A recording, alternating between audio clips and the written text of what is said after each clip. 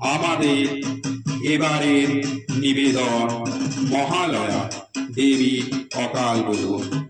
ভিডিওটিতে দেওয়া তথ্য লোকমুখে প্রচলিত, অতএব ভুলভ্রান্তি থাকতেই পারে। অনিচ্ছাকৃত ভুলের জন্য আমরা ক্ষমা প্রার্থী। ভিডিওটি উপভোগ করুন এবং আমাদের পাশে থাকুন। নমস্কার।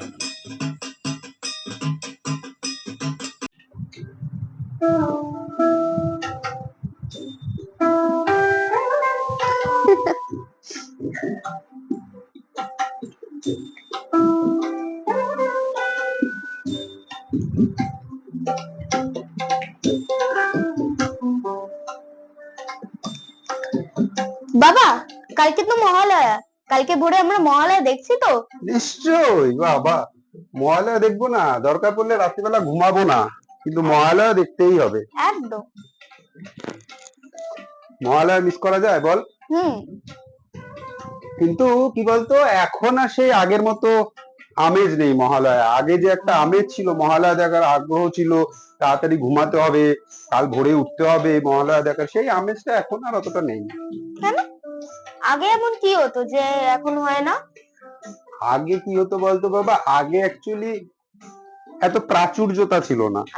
এখন যে আমরা ইউটিউব সার্চ করলে মহালয়া পেয়ে যাচ্ছি, আর ফোনে নানা রকম ওই যে আশ্বিনের শারদ প্রাতে এর রিলস তো প্রচুর হচ্ছে, কিন্তু এখন যেটা আমরা এত অ্যাভেলেবেল পেয়ে যাই, আগে সেটা এত অ্যাভেলেবেলি আমরা পেতাম না। আমাদের 1 বছর অপেক্ষা করতে হতো, 1 বছর শুধু ওইটা ওই মহালয়া শোনার জন্য। রেডিওতে আমরা 4টেই শুনতে পেতাম, আর তোর টিভিতে 5টার সময় দেখতাম, তাও একটাই চ্যানেল ছিল, বাংলা দূরদর্শন চ্যানেল। সেখানে মহালয়া হতো, আমরা সাদর অপেক্ষায় থাকতাম, প্রথমে মহালয়া শুনবো, তারপরে দেখবো, এই ছিল আমাদের মহালয়া। কিন্তু এই বছর তো শুনলাম নাকি ওটিটিতেও মহালয়ার সিরিজ হবে, মহিষাসুর মর্দিনী, সম্ভবত হইচইতে হবে। এই মহালয়া আছে, এই ইমেজ আছে, বাট অতটা নেই আর কি।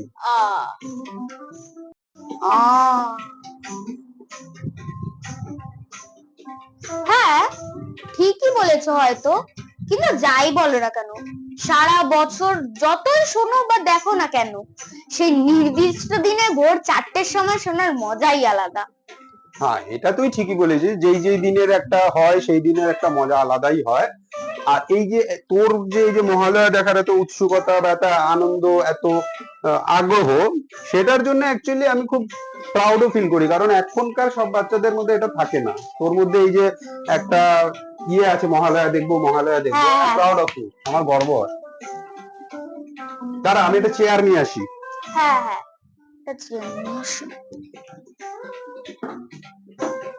কিন্তু তাড়াতাড়ি ঘুমাতে হবে, কিন্তু কালকে আবার মহালয়ায় ওঠা আছে, ভোরবেলা আশ্বিনের শারদ আছে। সে ঠিক আছে, আমি ফোনটা রেখে দিই, ঠিক আছে? সে বল, তুমি তোমার পকেটে রেখে দাও না। তাড়াতাড়ি ঘুমা, শো শো শো। আমি শুচ্ছি, কিন্তু আমার একটা প্রশ্ন আছে, যে মহালয়া কিন্তু মানে কিন্তু এই দিনে মহালয়া শোনায় কেন? মেন কথা হচ্ছে এই দিনে মহালয়াটা শোনায় কেন? দুর্গাপুজো তো মহালয়ার 7 দিন পর, তাহলে এই দিন শোনায় কেন? মানে দেখায় কেন মহিষাসুর মর্দিনী আর কি দেখায়? অসুরবধ। হ্যাঁ, অসুরবধ। হ্যাঁ, অসুরবধ দেখায় কেন? অ্যাকচুয়ালি দেখ, এটা একটা কনসেপ্ট। আমি পড়ে যাচ্ছি, বলো। মহালয়ার সাথে তুই শুনলে অবাক হবি যে মহালয়ার সাথে অ্যাকচুয়ালি দুর্গাপুজোর কোনো ডিরেক্ট সম্পর্ক নেই। তাই? একদম, যতটুকু আমি জানি বা প্রচলন, মহালয়া হচ্ছে একটা, মহালয়া শব্দটা এসেছে মহৎ আলোয় থেকে, ঠিক আছে? এবারে মহৎ আলোয় মানে মহান আলোয় মানে অ্যাকচুয়ালি ঘর। এইটা হচ্ছে কি,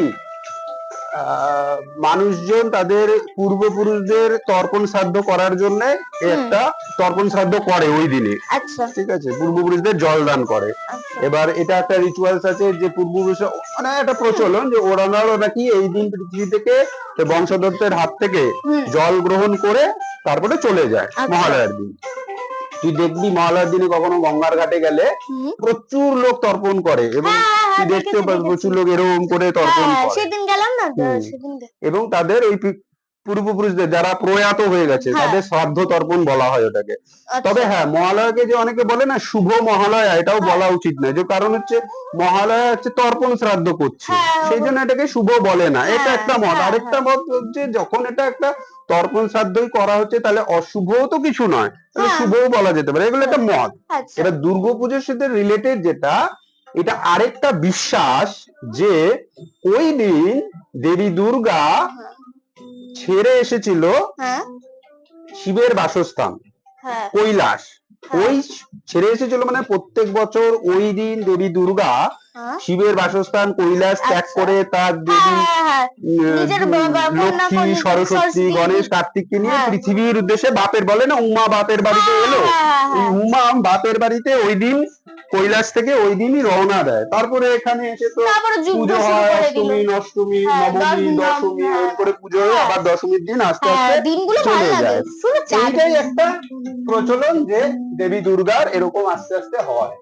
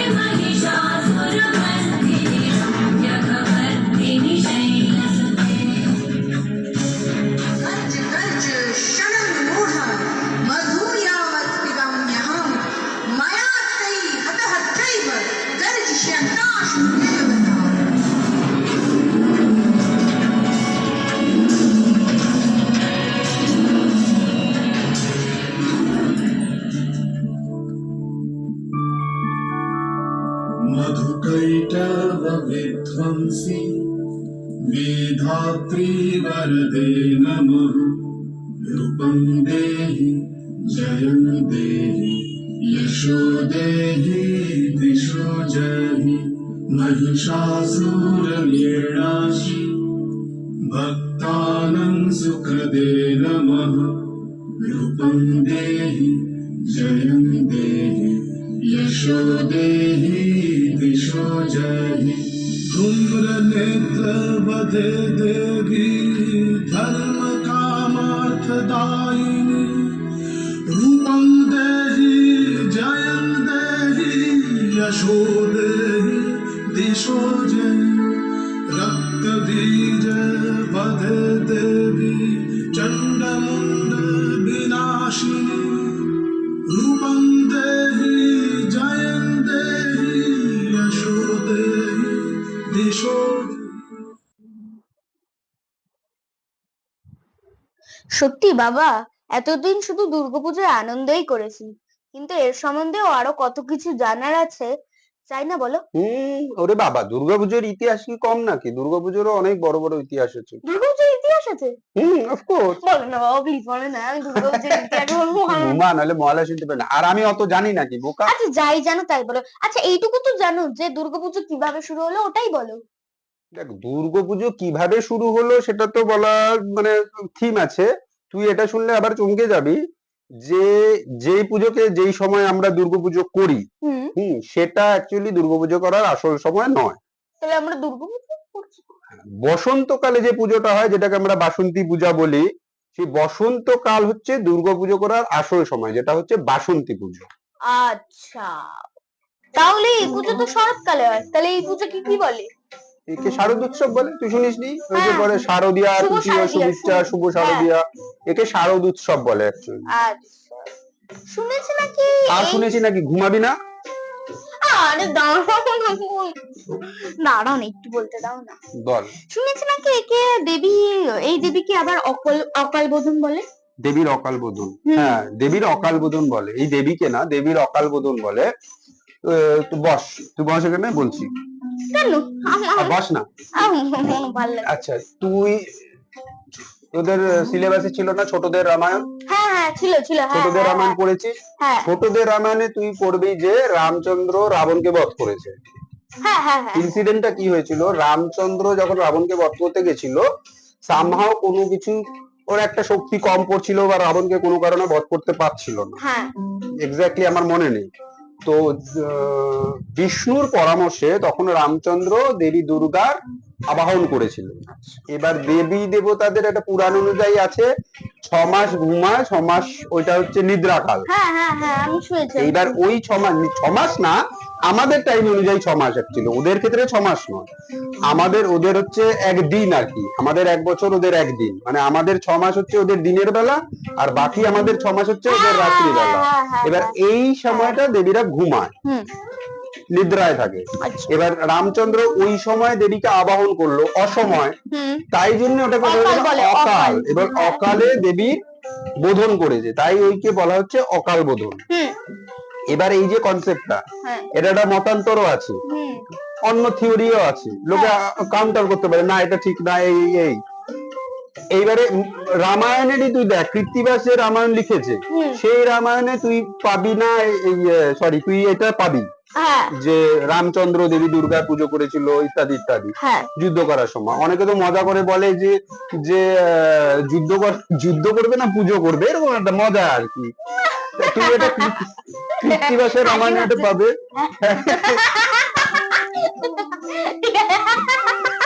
কৃত্তিবাসের রামায়ণে এটা তুই পাবি, কিন্তু বাল্মীকির রামায়ণে এর কোনো উল্লেখ নেই। রামায়ণের আবার ভাগ আছে? রামায়ণ তো কাব্যগ্রন্থ, মহাভারত যেমন কাব্যগ্রন্থ, তুই এটা কৃত্তিবাসের রামায়ণে পাবি, কিন্তু বাল্মীকির রামায়ণে কোনো উল্লেখ নেই। কিন্তু মেন যেটা কি বলতো, আর আমার মনে হয় যে হিন্দুদের যে এই যে দুর্গাপুজো করার যে প্রচলন, এইটা এখান থেকেই শুরু হলো। বাঙালিরা এখন এই দুর্গাপুজোকে যেভাবে মহোৎসবে পরিণত করে ফেলেছে, তাতে কি বলতো বাঙালিরা এটাকে উৎসব করে ফেলেছে, মানে বাঙালিদের সাথে কোনো কথা হবে না, মানে তুমি কোথাও পাবে না আর কি। এরকম এখন এরকম বাঙালির উৎসব আর তো কোথাও পাওয়া যাবে না। তো এটাই দুর্গাপুজো এখন বাঙালিদের সেরা উৎসব হয়ে গেছে।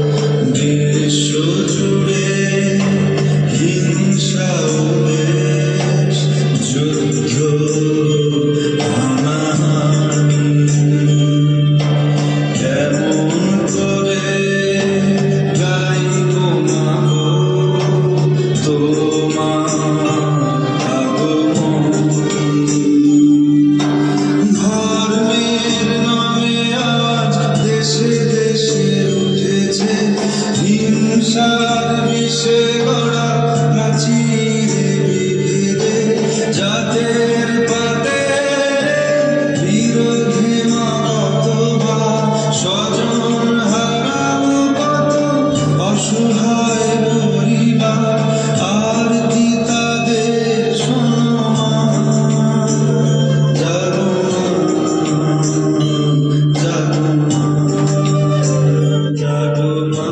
আবার তুই এটাই বস, ওই চেয়ারটা ভাঙা আছে পড়ে যাবি, বস বস বস।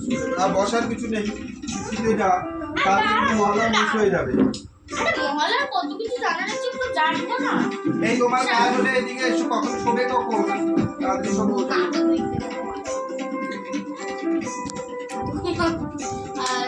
আচ্ছা তুমি যা বললে যার জন্যই বাঙালিদের এটা বাঙালিরা মানে এটা বাঙালিদের সবচেয়ে শ্রেষ্ঠ উৎসব, তাই তো? এক্স্যাক্টলি, বাঙালিদের সবথেকে শ্রেষ্ঠ উৎসব দুর্গোৎসব হচ্ছে বাঙালিদের শ্রেষ্ঠ। কিন্তু বাঙালিরা কবে থেকে দুর্গাপুজো শুরু করলো?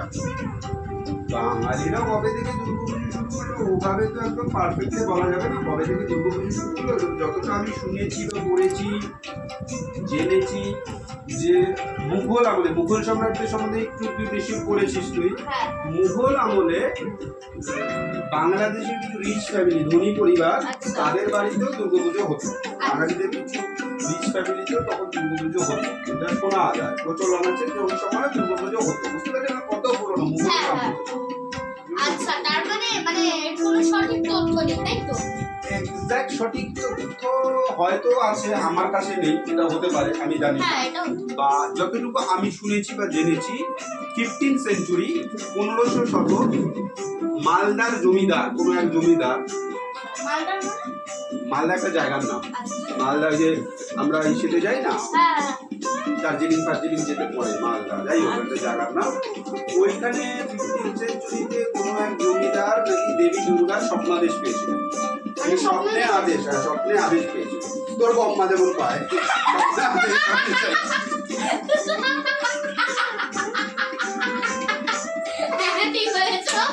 হ্যাঁ, তো স্বপ্নাদেশ পেয়েছিল, স্বপ্নাদেশ পেয়ে দেবী দুর্গার পূজা করেছিলেন।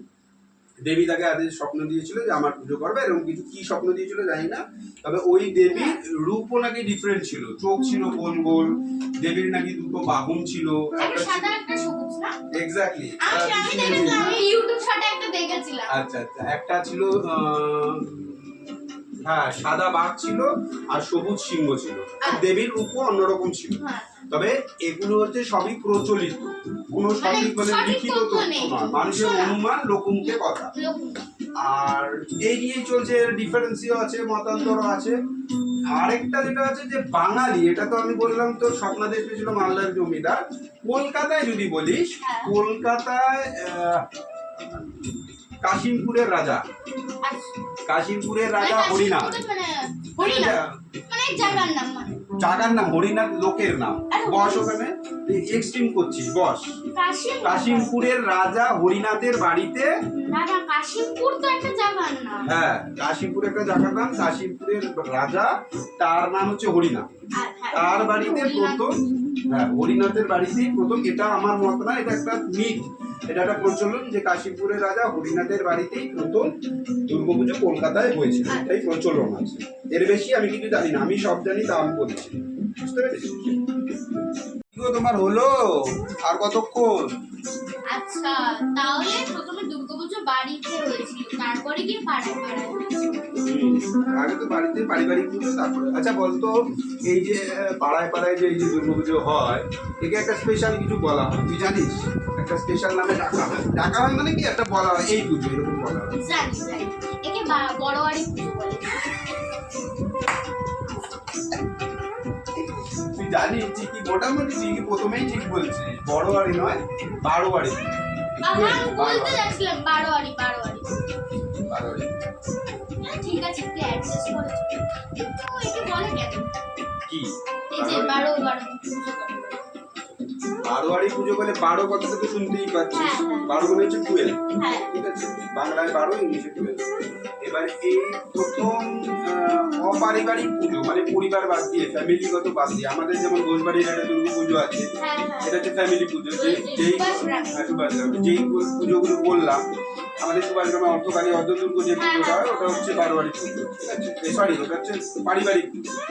এবার এই প্রথম পরিবার বাদ দিয়ে 12 জন মিলে, এই প্রথম মানে কোনো এক সময়, সেটা আমি এক্স্যাক্টলি জানি না, 12 জন মিলে একটা দুর্গাপুজো করেছি। 12 জন বন্ধু হতে পারে, পরিচিত হতে পারে। সেই পুজোটাকে ওরা বলছিল 12 কল পুজো, 12 কল পুজো। পরে ওই যে অপারিবারিক যে পুজোগুলো হতো, তখন তো এত পুজো হতো না, তখন অল্প অল্প পুজো হতো। ওই মানে যারা বন্ধু বান্ধব মিলে বা কিছু লোকজন মিলে যে পুজো করতো, হয়তো 12 জন থাকতো না, কিন্তু প্রথম 12 জন মিলে করেছিল, ওই জন্য 12 কল পুজো, তাকে বলতো বারোয়ারি পুজো। তার পরের দিকে এই অপারিবারিক পুজোগুলোকেই বারোয়ারি পুজো বলা শুরু হলো। কলকাতায় প্রথম বারোয়ারি পুজো হয়েছিল যতদূর মনে পড়ছে 1910 সালে, ঠিক আছে। বাগবাজারের ধর্মোৎসাহিনী সভা ওরা একটা পুজো করেছিল, সবাই সভা মানে তখন ক্লাব, এখনকার যেমন ক্লাব, তখন একটা সভা হতো। ওই সভা প্রথম দুর্গাপুজো করেছিল বাগবাজারের। আর তারপরে তো এই দুর্গাপুজো আস্তে আস্তে ছড়িয়ে গেল। এখন তো মানে হেয়ার এন্ড দেয়ার দুর্গাপুজো, এখান থেকে দুর্গাপুজো। এখন তো থিম পুজো অনেক বড় বড় বলছে, এবার তো অনেক বড় বড় পুজো প্যান্ডেল হচ্ছে। শুনেছিস তুই, কোথা থেকে কোথায় যাবো আমরা তার ঠিক নেই। কখনো কল্যাণী যাবো, কখনো আমরা করা যাবো। আমাদের আগরপাড়াতেও এবারে বড় পুজো হতে চলেছে, গতবারও হয়েছিল বেনারসের ঘাট। তো তারপরে তো তুই শুনেছিস যে, তুই তো নিশ্চয়ই জানিস 2022-এ ইউনেস্কো দুর্গাপুজোকে স্বীকৃতি দিয়েছে, জানিস না? লে আলো, তাহলে কি জানিস এত ফটফট করিস? 2002 সালে, ঠিক আছে, ইউনেস্কো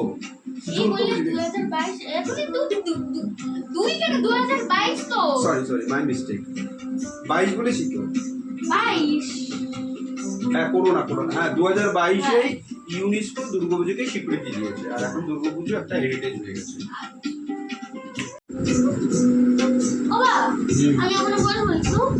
কোথায় বসবি কেন? ঘুমাবি না?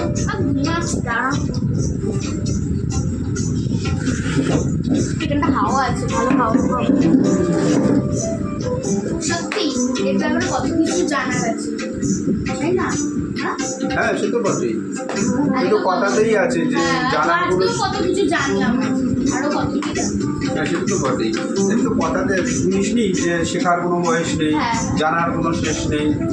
ওটা কি বলতো, এই যে যেগুলো শুনলি, যেগুলো জানলি, সেটা মনে রাখতে পারবি, মনে করবি না এটাই একদম চরম সত্য, এরকমভাবে প্রচার করবি না নিজেকে, আমি সব জানি।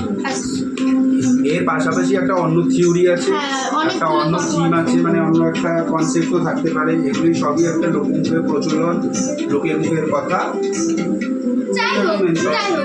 ইতিহাসের মতোই না, ইতিহাসের তো মতোই, এখন ইতিহাসের মতো তো বটেই।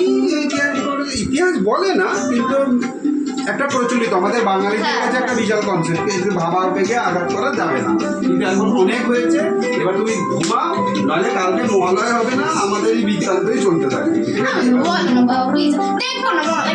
না না, তুই দেখবি না, আমার দেখতে হবে, আমি মিস করতে পারবো ভাই।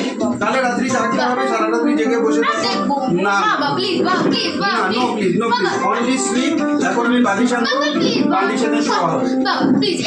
এটা শোনার পরে আমি ঘুমিয়ে পড়বো। কি তোমার হয়েছে, এবার শোবে তো।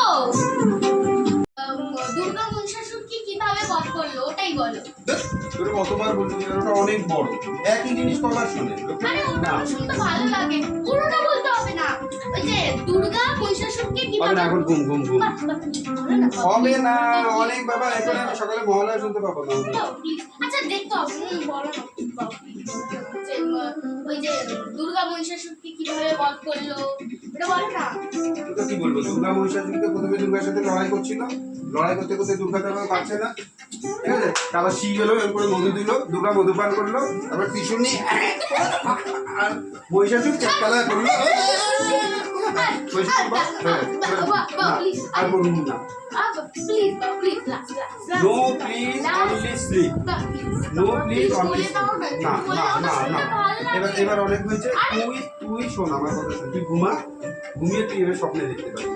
দেখা যায় হ্যাঁ স্বপ্নে দেখা যায় শেয়ার দেখি তুই প্রে করবি দুর্গাকে ঠিক আছে দুর্গাকে প্রে করলেই দুর্গা তোকে স্বপ্নে দেখিয়ে দেবে অনেক হয়ে গেছে প্লিজ বাবু আমি বলতে দেখতে চাই বলতে মহিষাসুরের বল প্লিজ বাবু বলছি তুই দেখতে পাবি স্বপ্নে দেখে নিবি কি করে দেখবো মা দুর্গার কাছে বলবি হে মা দুর্গা ওকে স্বপ্নে দেখাও তুমি অসুরকে বধ করছো অসুরকে বলে দেখে যে বাবাকে বধ করছে এরকম যেন দেখে দিবি না যে এই সুযোগে বাবাকেই বধ করে দিই সেরকম কোনো ব্যাপার না তুই অসুরকে বলবি এটা কোনো জোক করছি না তুই রিকোয়েস্ট করে দেখ তোকে দেখতে পাবি আর কোনো লোক নেই বালিশ নিয়ে ঘুমাও বালিশ নাও ঘুমাও ঠিক আছে অনেক অনেক ডিসকাশন ভালো হয়েছে এখন তুমি এইটুকু বলে দাও হয়ে যায় তো এইটুকু বললাম তো তুমি শো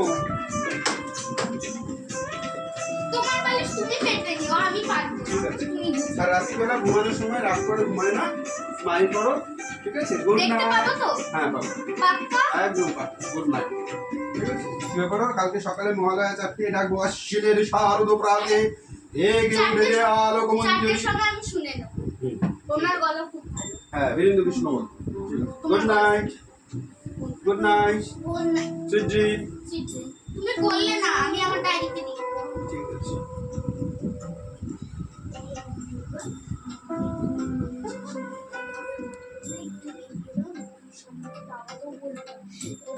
আমার স্বপ্নতে দেখিয়ে দাও না তুমি আমার স্বপ্নতে এলো যদি দেখো আমি খুব খুশি হবো প্লিজ দেখতে দাও প্লিজ আমি আমার স্বপ্নতে দেখতে পাই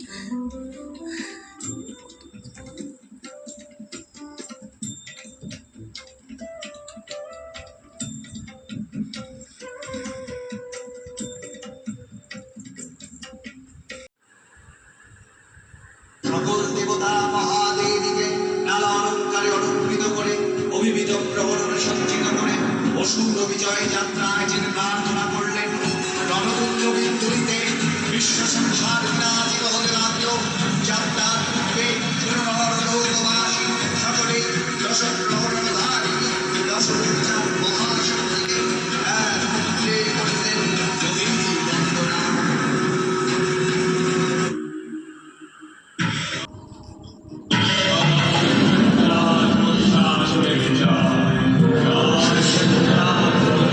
ওরে মূর্খ দানব মহিষাসুর এতই যখন তোর শক্তির দম্ভ আয় তবে সুন্দর দেখা তোর পরাক্রম দেবী অষ্টাদশ পূজা মূর্তি পরিগ্রহ করে শঙ্খে দিলেন ফুৎকার দেবী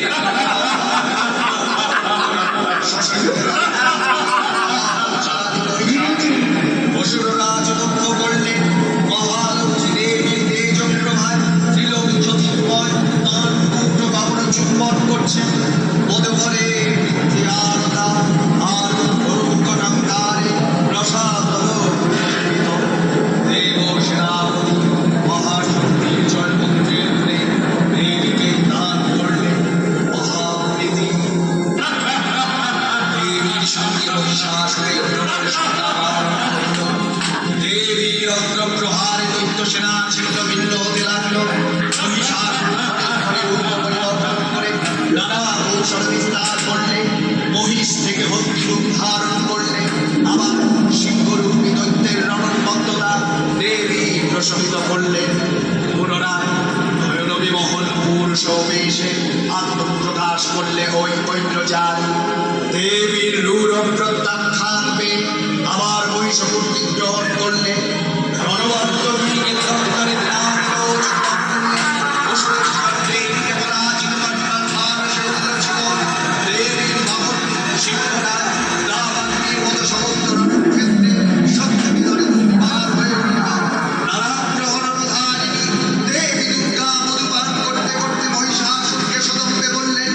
গঞ্জ গঞ্জ শরণ মূঢ় মধুয়াবত বিরম यहाँ मायात्री हत हत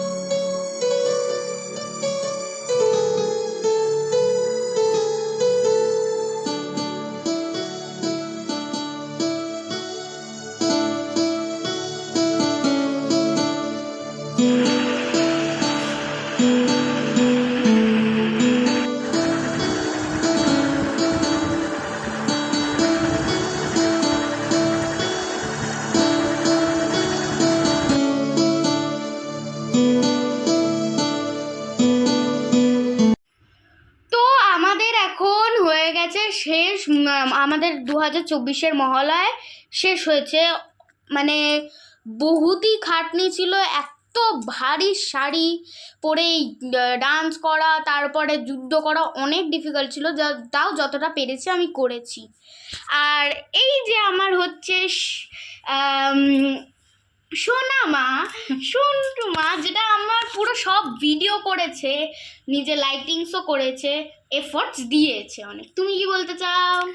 আমার কিছু বলার নেই, শুধু এটুখানি বলার, ওরা যখন করে ওরা খুশি হয়ে করে, আর ওদের সাথেই আমি সাথ দিই, ব্যাস এইটুখানি, আর কিছুই না। শুধু প্রথমে গয়না দেওয়ার জন্য মানাতে হয়। আর এই যে আমার সোনা মহিষাসুর, অসুর ও বিনাশিনী, যাকে আমি বিনাশী করব, আপনি কিছু বলতে চাইলেন বলুন first of Mahishasur. All thanks to all যারা এই ভিডিও করতে আমাকে সাহায্য করেছে। Thanks to my son, thanks to my wife, and thanks to those people. আমার কিছু ফ্রেন্ডও আছে যারা এটার জন্য এক্সপেক্ট করে, এমন কিছু নয় এটা, তবুও তারা আমাকে বলেছে যে এবারে করছিস না। আমার বাড়ির লোকও বলেছে, ওর দিদা বাড়ি থেকেও বলেছে, সবাই এখন একটা জেনে গেছে যে আমরা প্রত্যেক বছর করি।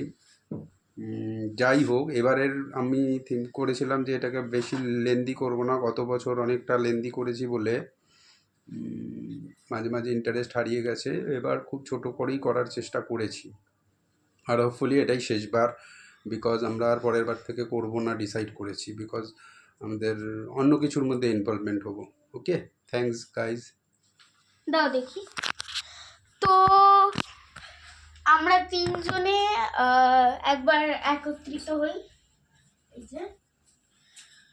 তো আমাদের প্রত্যেকবারের মতো মহালয়া করি, তাই তো? এবারেও করছি, পরের বছরটা কিছু পার্সোনাল ইনফরমেশন জন্য অন্য কিছু করব, মহালয়া করব না, এটাই লাস্ট ফাইনাল। তো বাই। ভিডিওটা এইটুখানি, ভালো লাগলে অবশ্যই সবাই লাইক করবে, সাবস্ক্রাইব করে দিও, আর সবাইকে থ্যাংক ইউ। আর প্লিজ ভিডিওটাকেও স্কিপ করে দেখবে না, ঠিক আছে? টাটা।